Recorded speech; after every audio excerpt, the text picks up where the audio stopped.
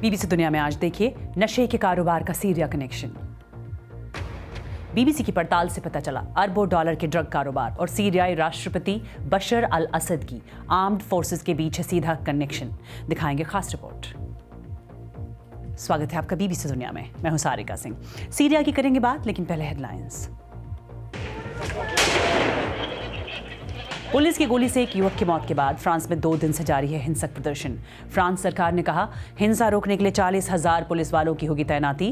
राजधानी पेरिस के पास निकाला लोगों ने मार्च। श्रीलंका की अर्थव्यवस्था को पटरी पर लाने और विदेशी कर्ज चुकाने के लिए सेंट्रल बैंक ने बनाया प्लान। फाइनेंशियल मार्केट में हलचल के डर से बैंकों में 5 दिन की छुट्टी। श्रीलंका ने चीन से लिया है आधे से ज्यादा कर्ज। यूक्रेन के राष्ट्रपति वोलोदिमीर ज़ेलेंस्की ने कहा क्रामातोर्स्क शहर पर हमले के लिए जिम्मेदार कथित रूसी एजेंट पर चलेगा राजद्रोह का मुकदमा। क्रामातोर्स्क में एक रेस्तरां पर हमले में कम से कम 11 लोगों की गई थी जान। हज यात्रा में गर्मी ने बढ़ाई मुश्किल। तापमान 40 डिग्री के पार। सऊदी स्वास्थ्य मंत्रालय के मुताबिक भीषण गर्मी की चपेट में आए 7,000 हज यात्री। हज यात्रियों को सऊदी अधिकारी दे रहे हैं पानी की बोतलें और वाटर स्प्रेज। करीब 2 महीने से हिंसा प्रभावित मणिपुर के दौरे पर पहुंचे राहुल गांधी। लगाया आरोप चुराचांदपुर के राहत शिविर जाने से उन्हें रोका गया। राज्य में हिंसा में अब तक 100 से ज्यादा की मौत। इनमें से कुछ अहम खबरों की चर्चा आज बीबीसी दुनिया में।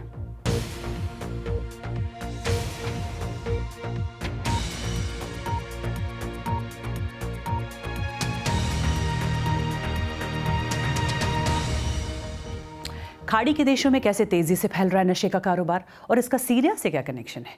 कवर स्टोरी में आज इसी की बात।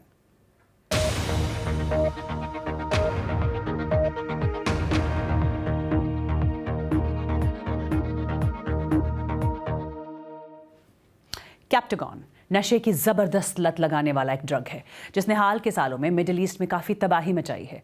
बीबीसी न्यूज अरेबिक ने इन्वेस्टिगेटिव जर्नलिज्म नेटवर्क OCCRP के साथ मिलकर पड़ताल की, जिससे पता चला कि अरबों डॉलर के इस ड्रग कारोबार और सीरियाई राष्ट्रपति बशर अल असद के आर्म्ड फोर्सेस के बीच सीधा कनेक्शन है। नशे की एक छोटी सी गोली सीरिया के खस्ताहाल अर्थव्यवस्था और मिलिट्री एलीट के लिए कितनी महत्वपूर्ण है, इसके सबूत जुटाए बीबीसी संवाददाता आमिर नादिर ने। अरब जगत एक जंग लड़ रहा है। दुश्मन है एक ड्रग जिसका नाम है कैप्टागॉन। कैप्टागॉन एक उत्तेजक ड्रग है जो गैर कानूनी है और लत लगाने वाला है। ये अब यूरोप, अफ्रीका और एशिया में मिल रहा है। लेकिन कैप्टागॉन आ कहां से रहा है? बीबीसी न्यूज अरेबिक ने इन्वेस्टिगेटिव जर्नलिज्म नेटवर्क OCCRP के साथ मिलकर पड़ताल की है, जिससे पता चला है कि अरबों डॉलर के इस ड्रग कारोबार का सीरियाई राष्ट्रपति बशर अल असद के परिवार के सदस्यों और आर्म्ड फोर्सेस के बीच सीधा कनेक्शन है। सीरिया के भीतर से जुटाए सबूतों के आधार पर हम ये कह सकते हैं कि सीरिया की इकोनॉमी मुनाफे वाली इस छोटी सी गोली पर कितनी अधिक निर्भर है।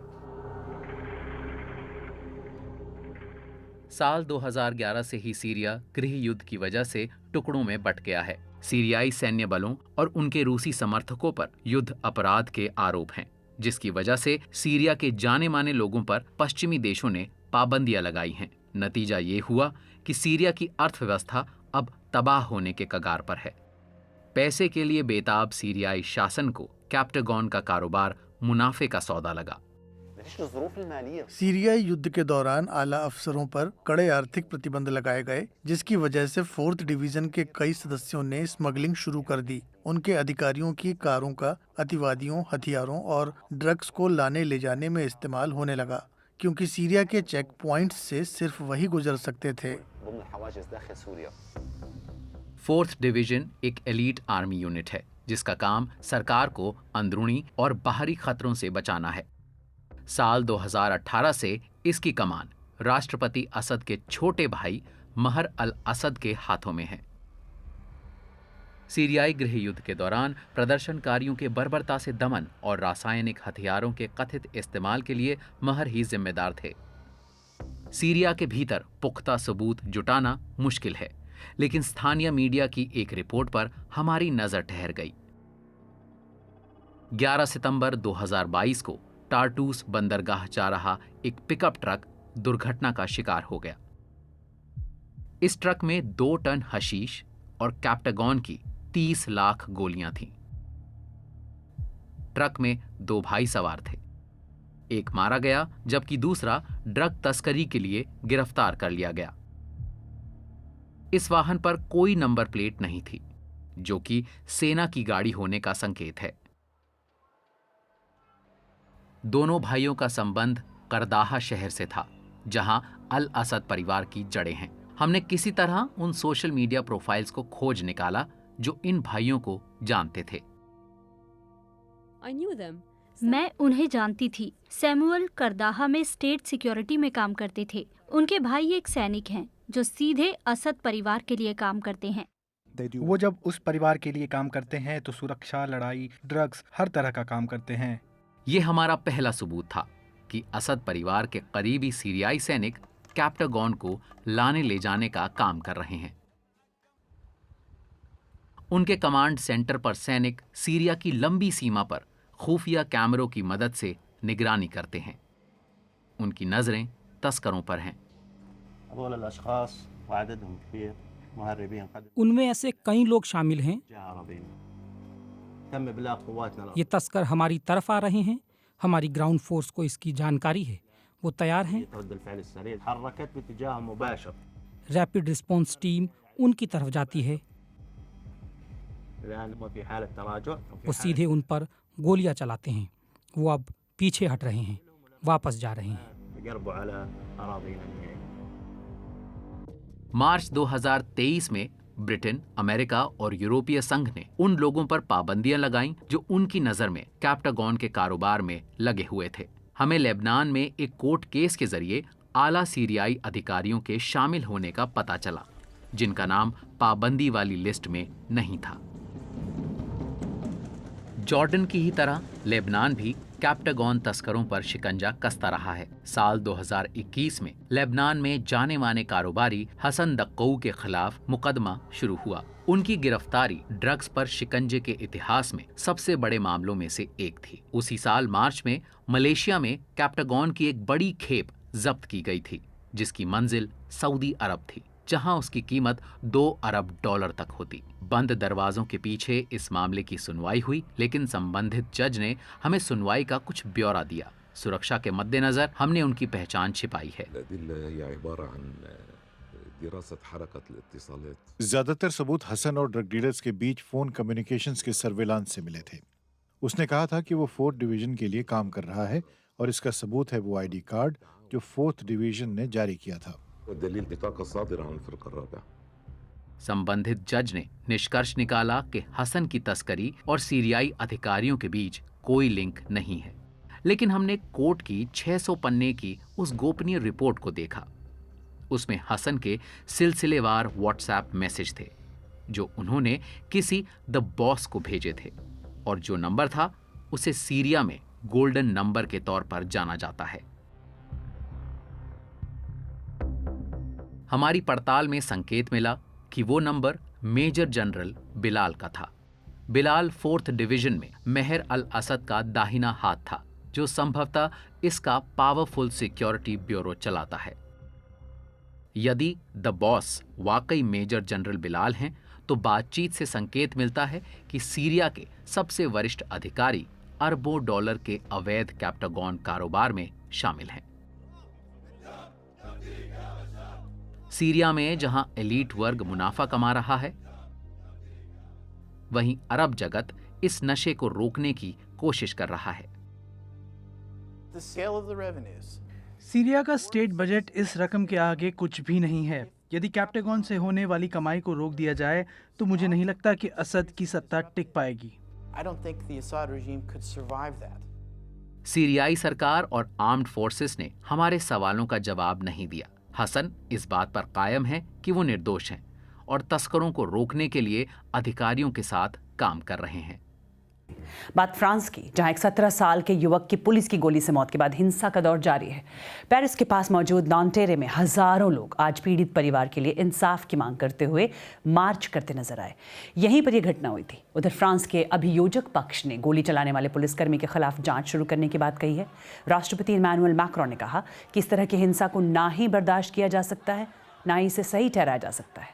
मंगलवार को हुई इस घटना के बाद फ्रांस के शहरों में हिंसक प्रदर्शन भड़क उठे।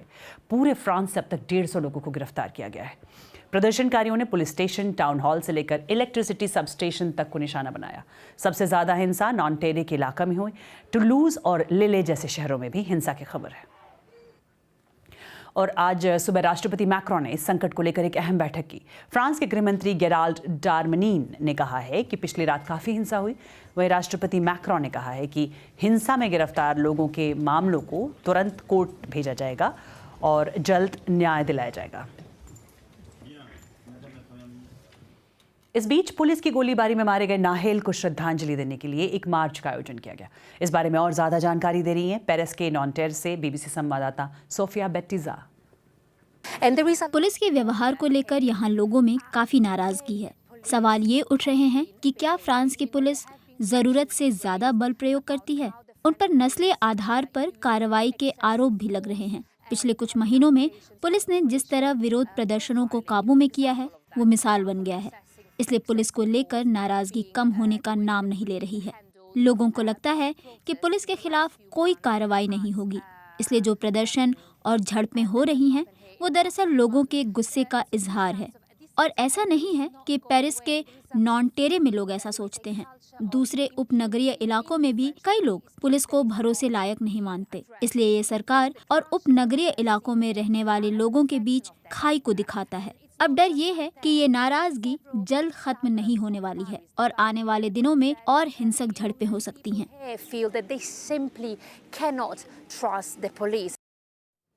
और टाइटन पनडुब्बी दुर्घटना के बाद मलबे में मिले संभावित मानव अवशेषों की मेडिकल जांच की जाएगी। मेडिकल ऑफिसर्स ने एक बयान में कहा है कि टाइटन सबमरीन के मलबे में कुछ इंसानी अवशेष मिले हैं। टाइटन पनडुब्बी में 5 लोग अटलांटिक सागर की गहराई में डूबे टाइटैनिक जहाज का मलबा देखने के लिए गए थे, लेकिन शुरुआती 2 घंटे से पहले ही टाइटन से संपर्क टूट गया और सागर तल के पास इसका मलबा कई दिनों के बाद मिला। कनाडा के बंदरगाह सेंट जॉन्स पर एक क्रेन की मदद से टाइटन का मलबा बाहर निकाला गया। और रिकवरी ऑपरेशन से जुड़े लोगों का कहना है कि टाइटन दुर्घटना की वजहों को जानने के लिए अभी काफ़ी काम करना बाकी है ताकि सुनिश्चित किया जा सके कि ऐसी त्रासदी दोबारा ना हो। देखिए बीबीसी संवाददाता जोनाथन एमॉस की रिपोर्ट। ये उस टाइटन पनडुब्बी का मलबा है जो 5 लोगों को लेकर अटलांटिक महासागर की गहराई में उतरी थी। कर्मचारी इन टुकड़ों को ढकने की कोशिश कर रहे हैं, लेकिन कुछ टुकड़े साफ पहचाने जा सकते थे। ये सिलेंडर के आकार वाली कार्बन फाइबर से बनी पनडुब्बी का एक बड़ा टुकड़ा है, जहां खिड़की से देखने के लिए एक बड़ा छेद बनाया गया था। पनडुब्बी का ये पिछला हिस्सा जबरदस्त धमाके की वजह से अलग होकर लगभग 4 किलोमीटर की गहराई में पहुंच गया था। और ये है टाइटन का लैंडिंग फ्रेम, जिसका इस्तेमाल बैठने के लिए होता था। अब सवाल ये है कि क्या इस मलबे के बूते जांचकर्ता पता कर पाएंगे कि आखिर हुआ क्या था। मुझे लगता है कि इंटरफेस सबसे ज़्यादा महत्वपूर्ण है, जो एक्रिलिक विंडो और टाइटेनियम से बने अर्धगोलाकार गुंबद को जोड़ता है। ढांचे में वो जगह भी महत्वपूर्ण है जहां कार्बन फाइबर से मजबूती दी गई है। फुटेज देखकर लगता है कि ये दोनों हिस्से हमारी उम्मीद के मुताबिक मिल गए हैं। मारे गए 5 लोगों के परिजनों के लिए मलबे को इस तरह बाहर आते देखना तकलीफदेह होगा। इस पनडुब्बी में अरबपति ब्रितानी कारोबारी हामिश हार्डिंग, पाकिस्तान मूल के कारोबारी शहजाद दाऊद और उनके बेटे सुलेमान, ओशन गेट के सीईओ स्टॉकटन रश और फ्रेंच नेवी के पूर्व गोताखोर पॉल हेनरी नार्जियोले सवार थे। इस बारे में सवाल उठे हैं कि क्या टाइटन पनडुब्बी ठीक से बनी थी और उसका ठीक से परीक्षण किया गया था या नहीं। अमेरिका और कनाडा के जांचकर्ता जब मलबे की जांच करेंगे तो यही मुद्दे फिर सामने आएंगे। स्वीडन की राजधानी स्टॉकहोम की सेंट्रल मस्जिद के बाहर बुधवार को एक शख्स ने कुरान की एक प्रति को फाड़ दिया, फिर उसे जला दिया। इस घटना पर तुर्की और सऊदी अरब ने कड़ी आपत्ति जताई है।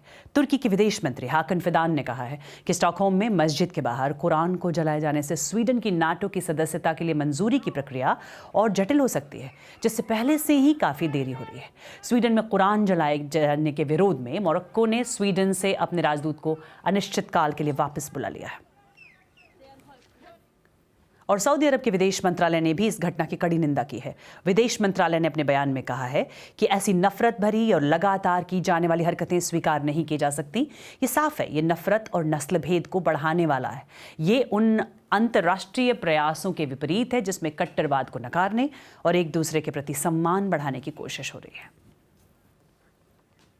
और इधर रूस के कथित जासूस पर यूक्रेन में राजद्रोह का केस चलाने की तैयारी है। ये कहा है यूक्रेन के राष्ट्रपति वोलोदिमीर ज़ेलेंस्की ने। उन्होंने आरोप लगाया है कि ये एजेंट क्रामातोर्स्क शहर पर हमले का जिम्मेदार है। कल यूक्रेन की सिक्योरिटी सर्विस ने एक स्थानीय नागरिक की तस्वीर जारी की और बताया कि ये शख्स एक रूसी एजेंट है। मंगलवार रात हुए हमले में 12 लोग मारे गए थे। राहत और बचाव का काम अब खत्म हुआ है। राष्ट्रपति वोलोदिमीर ज़ेलेंस्की ने कहा है कि जिस शख्स पर जासूसी का शक है उसे सख्त सजा मिलेगी। इस पर और जानकारी दे रहे हैं बीबीसी के सुरक्षा संवाददाता गार्डन कोरेरा। यूक्रेन के सुरक्षा अधिकारियों का कहना है कि जिस शख्स को पकड़ा गया है वो जासूसी कर रहा था। अब इनका कहना है कि ये शख्स एक गैस ट्रांसपोर्टेशन कंपनी का कर्मचारी है जो रशियन मिलिट्री इंटेलिजेंस के लिए भी काम करता था, एक स्लीपर एजेंट की तरह। पिछले साल जब रूस ने हमला किया तो ये सक्रिय हो गया। उसे खुफिया जानकारी इकट्ठा करने के लिए कहा गया था। साथ ही उसे स्थानीय इलाकों के वीडियो भी भेजने को कहा गया था। ये भी बताया गया कि इस शख्स ने उस रेस्तरां का वीडियो भी भेजा जिस पर हमला हुआ।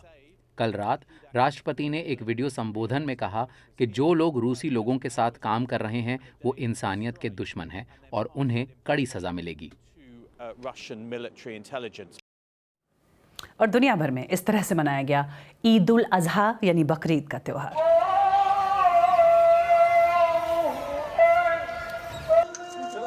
भारत से लेकर पाकिस्तान, बांग्लादेश और इंडोनेशिया से लेकर फलस्तीन तक की ये तस्वीरें। ईद के मौके पर मस्जिद में भी पुतिन भी पहुंचे।